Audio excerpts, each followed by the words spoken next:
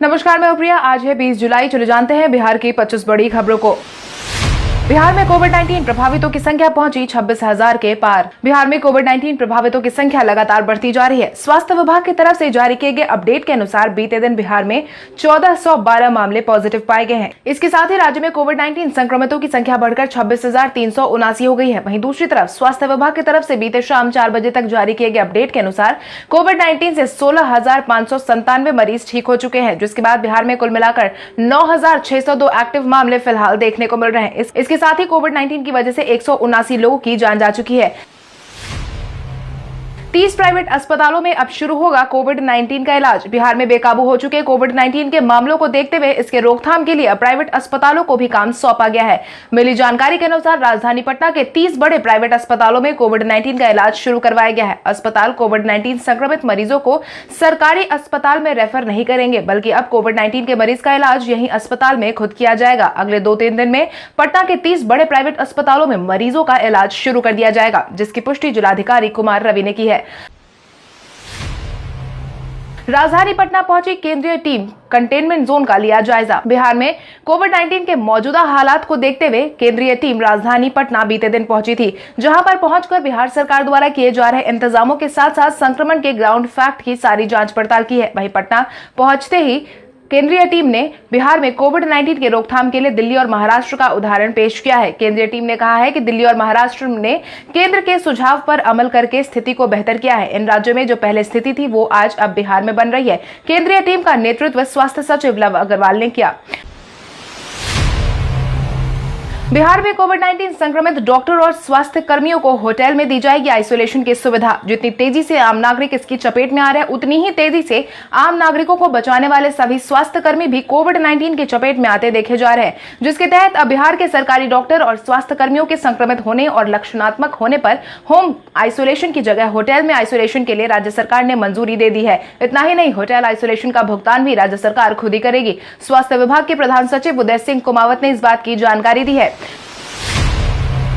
केंद्र सरकार ने अररिया गलगलिया के बीच 4 लेन सड़क को दी मंजूरी। केंद्र सरकार ने बीते दिन अररिया गलगलिया सड़क के 4 लेन निर्माण की मंजूरी दे दी है। मिली जानकारी के अनुसार केंद्र सरकार ने NHAI की भू अर्जुन समिति द्वारा इस सड़क के निर्माण पर अपनी मंजूरी दे दी है। 94 किलोमीटर लंबे इस सड़क के निर्माण पर 1546 करोड़ रुपए का खर्च आएगा, जिसकी पुष्टि NHAI के क्षेत्रीय अधिकारी चंदन वत्स ने की है। इतना ही नहीं, उन्होंने यह भी बताया है कि सड़क का निर्माण 2 पैकेज में करवाया जाएगा। पहले पैकेज में गलगलिया से बहादुरगंज के बीच, वहीं दूसरे पैकेज में बहादुरगंज से अररिया के बीच सड़क का निर्माण होगा। 21 तक इंटर की परीक्षा के लिए रजिस्ट्रेशन में करा सकते हैं सुधार। बिहार बोर्ड ने साल 2021 में होने वाले इंटर की परीक्षा के लिए विद्यार्थियों को डमी रजिस्ट्रेशन में सुधार करने का एक और मौका दे दिया है, जिसके तहत बिहार विद्यालय परीक्षा समिति की तरफ से जारी पत्र में कहा गया है कि छात्र छात्राएं रजिस्ट्रेशन के समय से ही सही जानकारी उपलब्ध करवा सकती है, जिससे कि उनके एडमिट कार्ड और अन्य प्रमाण पत्रों में सही जानकारी डाली जा सके। इसके लिए 21 तारीख तक सभी छात्र छात्राएं बोर्ड के वेबसाइट पर जाकर डमी रजिस्ट्रेशन कार्ड डाउनलोड करके उसमें दर्ज जानकारी देख सकते हैं, साथ ही त्रुटि सही करवा सकते हैं। गंगाजल उद्वह परियोजना का काम हुआ शुरू। मुख्यमंत्री नीतीश कुमार द्वारा गंगा जल को घर घर पहुंचाने की मुहिम शुरू कर दी गई है, जिसके तहत मुख्यमंत्री नीतीश कुमार के ड्रीम प्रोजेक्ट में शामिल गंगा जल उद्वह परियोजना का काम शुरू हो गया है। मोकामा के मराची के पास से सरमेरा, रहुई और बिहार शरीफ होते हुए पाइपलाइन के माध्यम से गंगा जल को नालंदा जिले के गिरियक प्रखंड के घोरा कटोरा तक लाने की परियोजना है, जिसके बाद घोरा कटोरा में ही एक डैम में गंगा जल को एकत्रित किया जाएगा, फिर यहीं से पूरे प्यूरिफाई कर राजगीर और गया पाइपलाइन से भेजा जाएगा। बिहार के धर्मेंद्र ने बनाया दूसरा गिनीज वर्ल्ड रिकॉर्ड। बिहार के धर्मेंद्र ने सिर से सरिया को मोड़कर कुछ समय पहले अपना पहला गिनीज वर्ल्ड रिकॉर्ड कायम किया था, जिसके बाद लगातार उन्होंने अपने नाम दूसरा गिनीज वर्ल्ड रिकॉर्ड कर लिया है। मिली जानकारी के अनुसार हैमरहेड मैन के नाम से मशहूर कैमूर के धर्मेंद्र ने नया कारनामा कर दिखाया है, जिसके तहत हाल ही में उन्होंने दांत से 12 mm के लोहे का सरिया मोड़ने का दूसरा वर्ल्ड रिकॉर्ड अपने नाम दर्ज कर लिया है। धर्मेंद्र से पहले स्टंट का विश्व रिकॉर्ड अमेरिका के लैस डेविस के नाम दर्ज था। धर्मेंद्र ने 1 मिनट में 15 सरिया 12 mm को अपने दांत से मोड़कर नया कीर्तिमान हासिल किया है। जदयू की तरफ से जारी किया गया ऑनलाइन चुनावी पोस्टर। बिहार में कोविड-19 के बेलगाम बढ़ते मामलों के बीच विधानसभा चुनाव की तैयारियां भी जोर शोर से जारी है और इसी क्रम में एनडीए गठबंधन लगातार वर्चुअल मीटिंग और सभा करने में व्यस्त दिखाई दे रही है, जिसके बाद जदयू ने भी बीते दिन ऑनलाइन चुनावी पोस्टर जारी कर दिया है, जिसमें एक नया स्लोगन गढ़ा गया है। जदयू ने जो पोस्टर जारी किया है उसमें लिखा गया है कि विकास पथ पर चल पड़ा बिहार, मैं उसकी ही कतार में हूं, बिहार के विकास में छोटा सा भागीदार हूं, हाँ मैं नीतीश कुमार हूं। केंद्र ने बिहार को दिए 264 नए वेंटिलेटर। अपने वादे अनुसार रविवार को केंद्रीय टीम कोविड-19 के बढ़ते मामलों को देखते हुए बढ़ रहे मामलों का जायजा लेने के लिए पहुंची थी, जिसके बाद केंद्र सरकार की तरफ से बिहार को 264 नए वेंटिलेटर उपलब्ध करवा दिए गए हैं। इससे पहले 100 वेंटिलेटर उपलब्ध करवाए जा चुके हैं। स्वास्थ्य मंत्री मंगल पांडे ने बीते दिन बताया कि स्वास्थ्य विभाग को वेंटिलेटर बेहतर इलाज देने के लिए हर संभव कोशिश करने के लिए दी गई है। आकाशीय बिजली गिरने से बिहार में 10 लोगों की गई जान। कोविड-19 के इस माहौल में आकाशीय बिजली ने बिहार वासियों की परेशानी बढ़ा रखी है। मिली जानकारी के अनुसार बिहार में बारिश और आकाशीय बिजली गिरने की वजह से बीते दिन 10 लोगों की जान चली गई है, जिसके तहत पूर्णिया में 3, बेगूसराय में 2, पटना में 1, सहरसा में 1, पूर्वी चंपारण में 1, मधेपुरा में 1 और दरभंगा में 1 व्यक्ति की जान चली गई है। जिसके बाद मुख्यमंत्री नीतीश कुमार ने गहरी शोक संवेदना भी व्यक्त की है। साथ ही जान गंवाने वाले परिजनों को तत्काल 4-4 लाख अनुग्रह अनुदान देने का फैसला भी सुनाया है। इतना ही नहीं, खराब मौसम में सभी लोगों से घरों में रहने की अपील की गई है। राजधानी पटना में बढ़ रहे मामलों पर रविशंकर प्रसाद ने ली जानकारी। राजधानी पटना कोविड-19 का हॉटस्पॉट बनकर उभरा है, जिसको देखते हुए स्थानीय सांसद और केंद्रीय मंत्री रविशंकर प्रसाद भी अब हरकत में आ गए हैं। रविशंकर प्रसाद ने बीते दिन पटना के हालात को लेकर बिहार के स्वास्थ्य मंत्री मंगल पांडे, मुख्य सचिव दीपक कुमार, एम्स पटना के निदेशक और पटना के डीएम से बातचीत की है। साथ ही पटना में अस्पतालों की संख्या बढ़ाए जाने की आवश्यकता को बताते हुए राज्य सरकार से इस पर तुरंत एक्शन लेने की मांग की है। बिहार के भोजपुर जिले में मिली 4.5 फुट लंबी मछली। बिहार के भोजपुर जिले में रविवार को करीब 4.5 फुट लंबी मछली मिली है, जिसको देखने के लिए ग्रामीण भी लगातार जमा हो रहे हैं। ग्रामीण इससे गरई मछली बता रहे हैं। देखने में तो रंग रूप से ये गरई जैसी नहीं दिख रही थी, मगर गरई मछली आमतौर पर इतनी लंबी नहीं होती है, लिहाजा मछली की प्रजाति को लेकर घंटों अटकलों का दौर जारी रहा। मिली जानकारी के अनुसार बिहिया नहर के तिरारी बाजार की ओर से निकले बड़का गांव गहरा के पानी में शांत पड़ी और मछली को देखकर उपस्थित लोगों ने इसे पकड़ने की कोशिश की, जिसके थोड़ी देर बाद इस मछली को पकड़ लिया गया। तेजस्वी यादव ने कोविड-19 के तर्ज पर मुख्यमंत्री नीतीश कुमार को लिया आड़े हाथ। नेता प्रतिपक्ष तेजस्वी यादव ने कोविड-19 के बढ़ते मामलों को देखते हुए मुख्यमंत्री नीतीश कुमार के खिलाफ फिर से बयानबाजी शुरू कर दी है, जिसके तहत हर दिन वो मुख्यमंत्री नीतीश कुमार से सवाल पूछ रहे हैं। इसी कड़ी में बीते दिन एक बार फिर से मुख्यमंत्री नीतीश कुमार के गायब रहने पर सवाल पूछे हैं, जिसके तहत उन्होंने ट्वीट करते हुए लिखा कि गाफिल नीतीश कुमार बेपरवाही, लापरवाही, निर्लजता, नैतिकता, समयनिष्ठा, सत्यनिष्ठा, कर्तव्य परायणता और गैर जिम्मेवारी के सारे पैमाने तोड़ चुकी है। कोरोना के चलते बिहार में बुरी परिस्थिति है। मुख्यमंत्री नीतीश कुमार के अंदर की इंसानियत जा चुकी है। इन्हें राज्यवासियों की नहीं बल्कि वोट की चिंता है।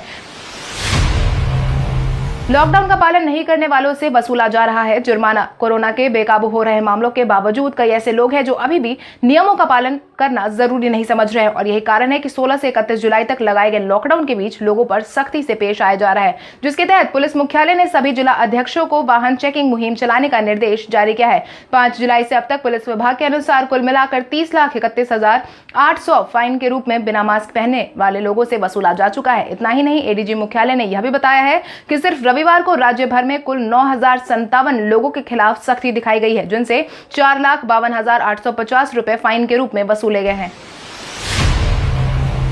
बिहार के 8 जिलों में आई बाढ़ ने बढ़ाई लोगों की परेशानी। भारी बारिश के कारण साथ ही नेपाल की तरफ से छोड़े गए पानी की वजह से बिहार के 8 जिलों में बाढ़ ने भयावह रूप धारण कर लिया है, जिसकी वजह से कुल मिलाकर इसने अपनी चपेट में 130 प्रखंड के 153 पंचायत में 2,92,731 लोगों की आबादी प्रभावित कर रखी है। हालांकि बाढ़ में फंसे अब तक 11,845 लोगों को सुरक्षित निकाल लिया गया है। अब इन लोगों के लिए 7 राहत शिविर चलाए जा रहे हैं, जिसके तहत बाढ़ ने सीतामढ़ी, शिवहर, सुपौल, किशनगंज, दरभंगा, गोपालगंज, पूर्वी चंपारण के कई इलाकों को अपनी चपेट में ले लिया है।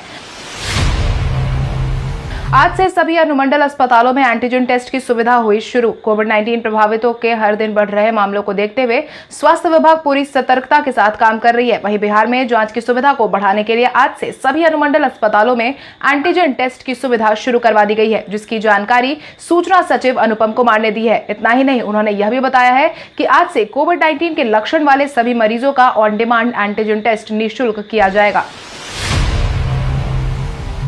राखियों को विदेश भेजने के लिए 25 जुलाई तक कर दे पोस्ट। अगले महीने राखी का त्योहार मनाया जाना है। इसके तहत दूर दराज रह रहे भाई बहन को इस त्योहार से वंचित नहीं करने के लिए 25 जुलाई तक पोस्ट करने का आदेश जारी किया गया है। मिली जानकारी के अनुसार कोविड-19 की वजह से केवल 35 देश के लिए ही राखियां लेने का फैसला सुनाया गया है। डाक विभाग ने समुद्री मार्ग से इन देशों में राखी पहुंचाने की व्यवस्था की है। वहीं देश के अंदर राखियों की डिलीवरी गाड़ियों से करवाई जा रही है, तो इस बार इंटरनेशनल फ्लाइट के बंद होने की वजह से समुद्री रास्तों से राखियों को विदेश भेजने का प्रबंध किया गया है। बिहार सरकार ने बिजली परियोजनाओं में चीन से बने उपकरणों के इस्तेमाल पर लगाई रोक। भारत चीन के बीच जारी तनाव का असर अभी भी कई उद्योग जगत पर देखने को मिल रहा है, जिसके तहत बिहार सरकार ने भी अहम फैसला सुना दिया है। मिली जानकारी के अनुसार बिहार सरकार ने बिजली परियोजनाओं में चीन के बने उपकरणों का इस्तेमाल नहीं किए जाने का आदेश जारी किया है। पावर सेक्टर में चाइनीज सामानों पर प्रतिबंध लगाया जाएगा। खासकर सोलर पावर प्लांट होने से जुड़े अन्य काम से इसका उपयोग नहीं किया जाएगा, जिसकी जानकारी केंद्रीय ऊर्जा मंत्री आर.के. सिंह ने दी है, जिसके बाद ही बिहार ने इस संबंध में निर्णय लिया है। जदयू के वर्चुअल सम्मेलन के दूसरे दिन मंत्री अशोक चौधरी ने की बिहार सरकार की तारीफ। बिहार विधानसभा चुनाव की तैयारियों के तहत जदयू लगातार वर्चुअल सम्मेलन का आयोजन करवा रही है। इसी दौरान वर्चुअल सम्मेलन के दूसरे दिन भवन निर्माण मंत्री अशोक चौधरी ने कार्यकर्ताओं को नीतीश कुमार की उपलब्धियों को बताया है, जिसके तहत उन्होंने कहा कि बिहार को शिक्षा के क्षेत्र में अग्रणी बनाने का हर संभव प्रयास नीतीश कुमार ने अपने 15 सालों के शासनकाल में किया है। नीतीश कुमार जी के दूरदर्शी सोच के कारण बिहार में शिक्षा बजट 35,000 करोड़ तक पहुंच गया है। आज से 15 साल पहले पूरे बिहार का ही बजट 24,000 करोड़ हुआ करता था। बिहार के नेताओं के बीच बढ़ रहे संक्रमण से परेशान है कांग्रेस एमएलसी। आम नागरिकों से लेकर कोविड-19 ने अपनी चपेट में राजनीति के नेताओं को भी लेना शुरू कर दिया है, और यही कारण है कि अब सभी नेतागण कोविड-19 के कारण काफी ज्यादा परेशान नजर आ रहे हैं। कांग्रेसी एमएलसी प्रेमचंद्र मिश्रा ने क्वार्टर नंबर 31 में रहते हुए अपने इस परेशानी को व्यक्त किया है, क्योंकि उनके बगल के सहयोगी और एमएलसी खालिद अनवर कोविड-19 पॉजिटिव पाए गए हैं। इसी कैंपस के एक और सहयोगी एमएलसी सुनील कुमार सिंह भी कोविड-19 पॉजिटिव पाए गए थे, जिसके बाद अब कांग्रेस एमएलसी प्रेमचंद्र मिश्रा को भी कोविड-19 का खौफ सताने लगा है।